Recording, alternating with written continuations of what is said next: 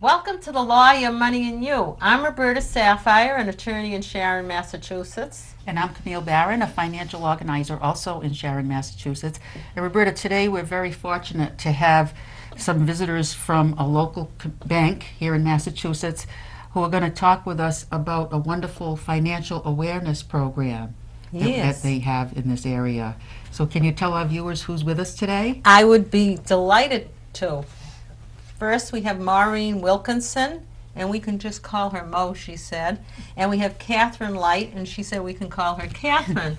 And so Mo and Catherine, welcome to the Law, Your Money, and You. This is going to be one of our most exciting shows. There's nothing like this around anywhere else. And tell us a little bit about yourselves and how this university started. You bet. Thank you for having us on. It's exciting for us to share. I am the Vice President and Director of Harbor One U, which is a division of Harbor One, a local financial institution. And about 5 years ago, Harbor One established what's called the Multicultural Banking Center in Brockton. And that education center started out to provide a unique educational opportunity to local residents, primarily to immigrants and minorities. And out of that grew this concept for Harbor One U, which is located in Mansfield, to not only provide financial education, as does the Multicultural Banking Center, but also small business programming, as well as financial literacy. Just for our viewers, Brockton is a big city, and where you started, and Mansfield is a smaller town. So this is really great what you're doing. Well, you know, even though the facility is located in Mansfield, we actually serve likely 35 to 40 communities from that location. So we're right off 495. 95 and 140, so it's really easy for people to come. Folks come to class all the way from Falmouth, lots of Plymouth, Quincy. We have folks coming all the way from Worcester and Springfield. Really? Yeah. So, and then Mo turns around and travels to those locations as well on a regular basis. Wow. Yeah, we do a lot of library programs on site. We've done one just earlier this week at Medfield Library. We've also done them at the Rentham Library, the Plymouth Library, No kidding. and so forth. So, you know, the small business has really been our focus at the Mansfield location, and that has probably 80% of our classes are focused on small business owners.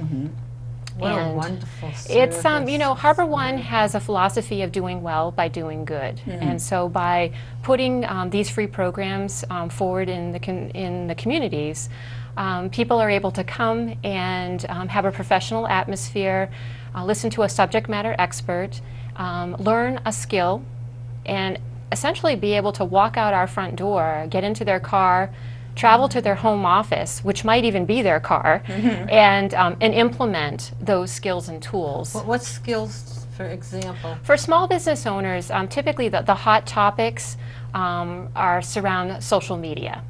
So lots of, you know, tweeting, blogging, learning about creating a website, QuickBooks, things that they need as a part of their business to really be increase their sales and to be more successful. Do you teach them all that, or do you just expose them to all that? Well, fortunately, I'm not teaching all of the classes. Yeah, I was gonna say. You know, when we talk about financial literacy for youth, I do a lot of that, and Catherine and I go out into the community together and do those programs, and I'll let Catherine talk about those. In the meantime, the financial programs related to small business, or these social media programs, marketing programs, accounting programs, lots of those we get through a partnership with the Mass Small Business Development Center, the MSBDC, which gets its funding from primarily both the state of Massachusetts as well as the SBA, the Small Business Administration. What were those initials again? MSBDC. Mass Small Business Development Center, and they're located, broken up into regions around the state, and they work with small business owners for free. They consult with them on business planning, education, and helping them to identify the resources that they can use that are available from the state government. Do you charge people for this? No. Because I'm gonna go. I want to know about. I'm still weak in the social media, and still we have a brand new website, and we're looking for how to upload our shows. Yes, absolutely. We do show those that? those types of programs. We already have had them in the past, and we continue to offer the most popular ones on an ongoing basis. As an example, next week we have a program with the MSBDC on mobile technology and using the cloud. So you can imagine, you know, right away when we announce a class like that, we typically have 45 No kidding. people Because that's signed up. expensive. If you hire somebody to do that, they charge anywhere from $200 to $800 a month to do that. Well, you know, this is a part of, you could look at it as a part of our marketing budget. So we're spending it differently than perhaps other, you know, financial institutions would. So this is an investment for us, and how we're spending our marketing dollars is in these types of programs. And it's been very effective for us in terms of getting people familiar with what Harbor One's about without us doing any type of sales. There's no sales happening at Harbor One U. In fact, you won't even hear about a product or a service. The people who are selected to speak that are a subject matter expert are also not allowed to sell themselves or any particular product. You know, so it's very, you know, professionally done, and people walk away feeling like, wow, you know, I got some good information, and again, I can implement some of these ideas immediately, and the instructors make themselves available after the fact, you know, for further consultation. And what works great for the instructor is that they may actually get business out of it, because sometimes people come to the class, they learn more about building their own website, and they realize that, you know what, maybe I don't have the time to really do this and spend all of the effort necessary to write, you know, just even the content. Yeah, sure. You know, lots of times people have the idea, oh, I'm going to do my own website, and then they realize, wow, you know, There's a I lot got to to write it. all these pages, and I got to and Maintain it, too. maintain it, and then Exactly. they come to a Yeah. realization. And so most of our instructors have found that they're able to then, you know, one or two people from the class will in fact hire them later. So it's a, you know, it's a win-win for everyone. sure. It's a Well, win-win for Harbor publicity. One, Yeah. for the people who attend, as well as the people who Now, speak. when you first started the program, how did you begin to promote the classes so that you would have people attending? Well, I actually started by interviewing or speaking with folks that I knew that were subject matter experts in the community, that were what I would call industry czars, or you know, influential people. And I started right with the SBA, with the MSBDC, and we partnered right away because we were both, you know, trying to achieve the same thing, trying to help these small businesses How long achieve has this success. MSBDC been around? Oh, you know, unfortunately, I don't have their history. However, they are funded by the state as well as is a state the government, agency? and the U.S. government. So it's a state and federal agency? It's it's an agency that that reports to the state as well as the SBA for their funding on an ongoing basis. So it's you know, one of those services provided in order to help small business. And I'm sure every other state has a similar type of agency that's acting like that. So, you know, we started with them right away, and it was right when really people were hot on learning more about social media, how to use LinkedIn, Facebook, Pinterest, all of those, you know. What was the one after Facebook? LinkedIn, Pinterest. Pinterest? PIN. Until I never heard of that one. You got to come to class. Pinterest. Pinterest. How can they belong? Yeah, I see some that where it says so-and-so wants to be friends with you, and they're a friend of a friend of a friend of a friend. who wants them? Right. You know? Right. Who wants them? And that's a good question. And we spend time in our classes, again, from a business perspective, helping people to understand what are the best venues for their type of business to use in social media to get their word out, to further their contacts. Yeah, you know the thing with friends? That words with friends? No. The thing with they want to friend you. Oh, they yeah. want to Yeah. be a thing there. Sure. Sooner or later, you get a knock on your door in the middle of the night, and there's somebody standing there with their pillow saying, You know me. I'm your friend. I'm your friend. You gotta be kidding. I kicked out of the house.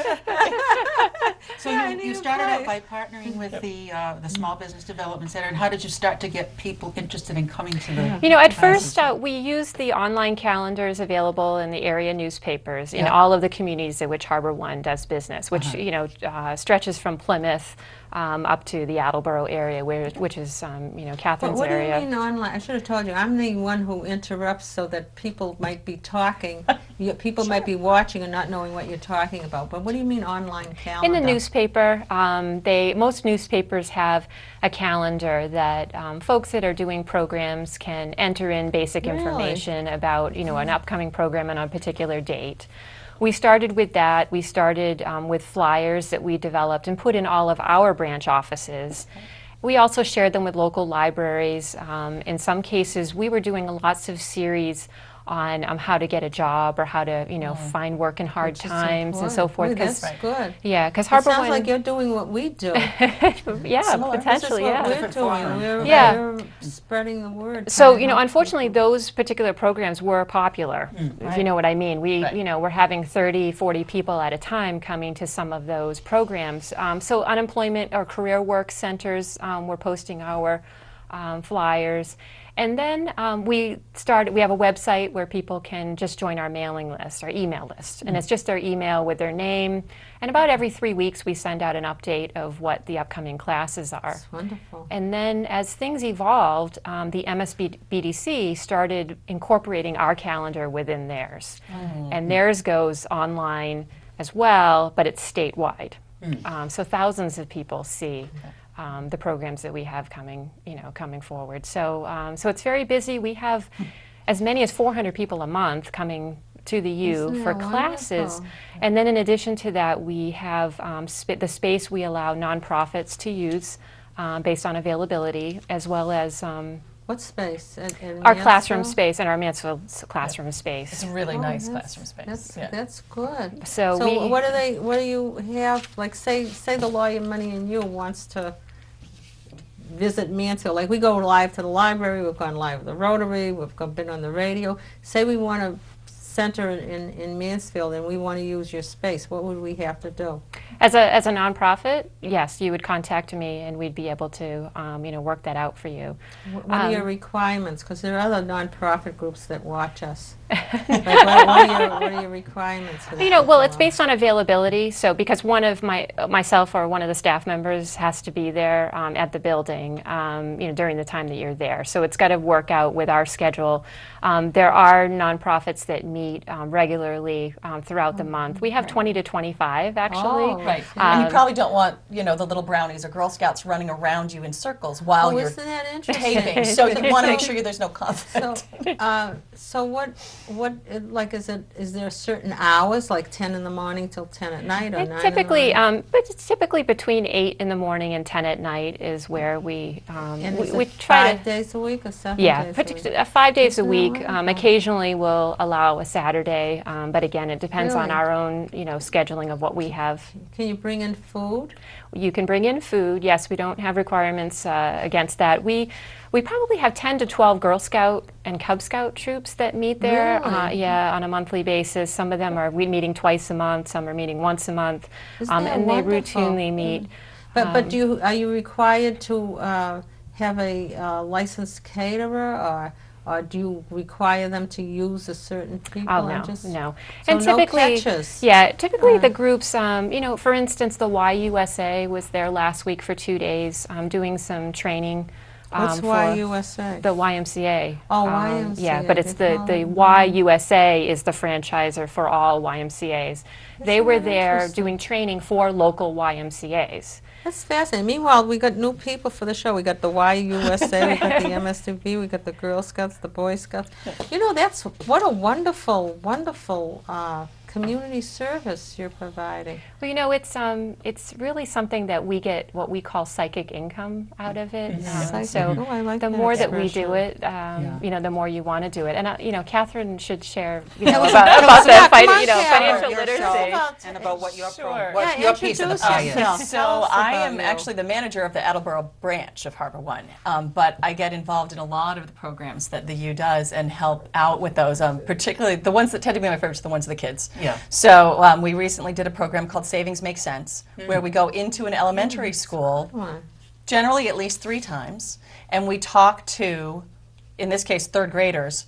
Every single 3rd grader in the school comes in during the course of the day that we're there, and we talk to them about what is money, how do you save, how do you One-on-one budget. or a whole With class? usually classes. So Oh, it'll be class, multiple yeah, classes yeah. together, and we have a whole program that talks about, wonderful. sort of giving them the foundation and the basics on things that, sometimes even their parents don't really know, don't have a concept of how to budget. And so, you want to make sure that they're actually getting it early on and having a concept of, we do a little thing, we pay yourself first. So teaching them right away that you need to actually think through what you're spending your money on and all of that. And What is it, they a have 10% rule? great. Somebody 10 to must call me? 25% is usually what we recommend that you try to set aside for savings, absolutely. Who does the instruction?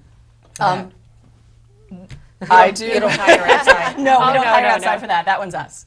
So we actually have a PowerPoint. It gets tweaked regularly. good. We Yeah. have videos. We Yeah. have a. Isn't that yeah. wonderful? And is So- it more of an interactive format where the kids can participate? Yes, absolutely. This They is have what we were activities ta- they get we to were do. talking about doing Yeah. that too. We're Yeah. working on something called Brighten Up. Yeah, and then in addition to that, You could have one called Light Up, with Catherine Light. I could.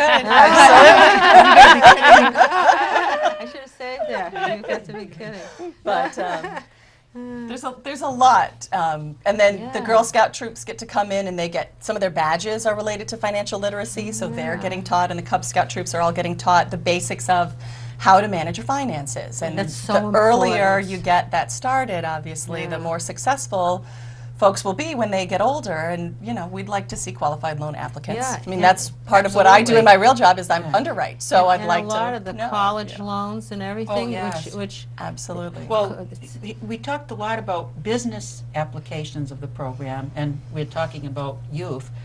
Are there other financial literacy needs out there that you fulfill for other age groups, other target audiences? That's a great question. When we started Harbor One U, it was just shy of 3 years ago. Doing financial education for adults was a big part of what our mission, we thought was going to happen. And we tried from the get-go to do a lot on budgeting, credit. We didn't get much response, meaning that people didn't come. And so we tried to change up the name of it to make it sound, a little more sexy, so people didn't think that they were going to get lectured to. interesting. Yeah. And still with that, we found that adults weren't likely to come. They may need the education, but they probably don't want to run into their neighbor Right. at I the see. program. They probably don't want anybody to think that they have, at this day and age or at their age, having a problem with budgeting, things like that. Yeah. And so what we found is focusing on the youth has helped us reach the parents Yeah. because we're able to feed the parents information and resources that they can use in order to perhaps get help from themselves. And then through the past 3 years, what I've found is as we've developed relationships with either these business owners who do their private banking with Harbor One as a result of coming to programs, if they have a problem, they'll come to me personally because they know me and they'll say, Mo, who do I talk to about? And it's more a one-on-one. And you know what, that's fine. It took us a little bit to figure that out, that people wanted to learn about what they could do about maybe paying down their debt or improving their credit score, but doing it in a more private way. So we've just adjusted our programming and our Fantastic. resources. Do you have a staff dedicated to this Harbor U? It's myself and one other full-time person, and then when we go out into the community, particularly if we're going to speak to a school, it's like 350 children, we asked Catherine to join us Okay. to help. I fun part. couldn't do Yeah. it without her. Yeah. You know, an example, tomorrow we're going to North Attleboro High School to participate in the Credit for Life Fair, which is a reality for fair, Life. essentially, with the juniors. Oh. And they go booth to booth. We've been and- talking about something. Yeah, Do you know, those are too, great. these kids go to college. College loans are not dischargeable by bankruptcy. That's right. Right. And they should Absolutely. know that. They Right. should be informed right away. Exactly. And that's exactly the type of format where they can have that conversation, because they start out with the Credit for Life Fair with a pretend income, for pretend occupation, and they go and they find out, like, how much am I going to have to pay for rent? I get to make these choices, and this is what it'll cost. What if I get a car? What's Yeah, it going to because cost? their parents might Yeah. decide we're not paying anymore, you know. Right. But who's this Credit for Life? That's a great saying too. Who came up with that? Is that the school? Well, Harbor One actually has been doing the Credit for Life fairs for 12 years. Started about 12 years ago in Right. Brockton, and our senior VP of Community Relations, Leo McNeil, is kind of considered the godfather of Credit for Life fairs. And They're nationwide at this They're now point. nationwide. In fact, 2 years ago at What a Credit for Life is Credit for Life, nationwide? yes. So there are many credit unions, banks, and just other community groups that help to put them on in high schools around the nation. A couple of years Is ago, this credit unions? some of them are credit unions, they're banks, because when you to put a Credit for Life fair together, like tomorrow, there's going to be 300 students that are going to go through, and there's probably 15 booths. So you need to have a lot of volunteers from the community. So there's going to be Huge number. realtors there, there are going to be insurance folks, all from their various industries, and they're there as volunteers that day. So nobody's wearing, you know, their flag of their company. Is this They're for trying to help the seniors or kids. juniors? We do it Both. it's both. In North Attleboro, we do it for great? juniors because we want there to have an aha moment before it's too late. Right. When you do it for seniors at the end of senior year, they're not Now- as spoken. Now I know because I got a lot of grandchildren, and I know they get a free bank account until they turn 18, and then they're charged. This I find is kind of like a gimmick for banks. How do they inform? Are you going to make them aware to watch out when you're 18? It's not free anymore. Well, we do, when we talk to teens more in a classroom setting about financial literacy, we typically go through the types of things that they need to look out for. We label that like a money gobbler, paying fees that you probably could avoid if you did certain things. So we try to help them to identify the things that are going to eat up their money. Yeah, they don't know it until Right. they're... Yeah, and some of the things they do know. They might be, you know, buying, you know, water every day when they could be bringing it from home, Right. paying ATM fees because they're going to, you know, Right. another bank to get their money rather than the one that they're banking Yeah, with. so this is later, part of right. the awareness. Exactly, and we do that in a more of a classroom setting to help Oh, them isn't to it be good? aware. And we work with local youth groups and YMCA's. We do a lot of programs in Randolph, Stoughton, Easton, Do and you ever Brockton. mention to them, I think something good would be is showing them how to make out a deposit slip and telling them what the difference between available money is and not. Yeah, that's a good You know, point. oh, what's available Yeah. money? We They ought also- to practice. I've had Making- people work for me, adults, who never opened a deposit slip Right. because somebody else has made it out. Exactly. We, Well, in some of the youth programs for the teens, we do teach them how to write a check appropriately. Yeah. And that's still a good skill to learn, and you need to have it. But they also need to know more of the electronic age, and they need to know that the using a debit card is going to come out of your account immediately. And, you know, some of Do you ever the get other divorced ways. wives? So their husband takes off and they left them. They left them with. You can say you're going to be kidding. That happened to somebody I Sure. know. And how do you write a check? Yes. I never wrote a check before. What do you mean? I never paid a telephone bill. You know, he Absolutely. took off, and there's had no clue how to write a check, where to make the bill payment, who even the light company was. Yeah. Well, actually, 2 days ago, I got an email from our assistant manager in Canton letting me know that there was a member who was in that situation, a woman who was recently divorced, didn't know those things and needed some help, and he looked to me as being the, education division, what kind of resources. Probably never worked either. Yeah, so so I put together, some websites, some things that are self-directed for her to kind of work through.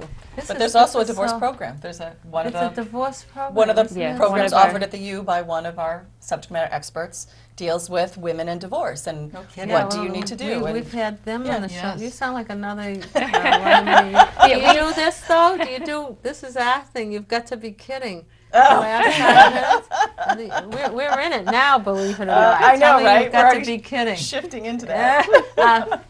You really have to come back, huh? That's a lot This of is very good information.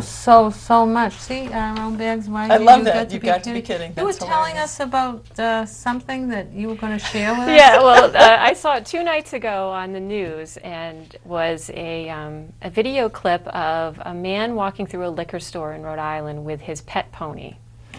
And he was walking up and down the aisles, and it was all caught on camera, and just in the front of the store, the pony did his business. Oh, you've got to be Gotta kidding. be kidding. Really? You're not kidding? I'm not kidding. I don't think anybody would even think of something like that. No. Well, I have one too. We were just talking about it a minute ago, that about people who are not familiar with things like even writing out a check. Well, when my mother was in the hospital one time, my father had to be the one to pay the bills. Now, she always did all the financial stuff at the house, and he didn't do anything.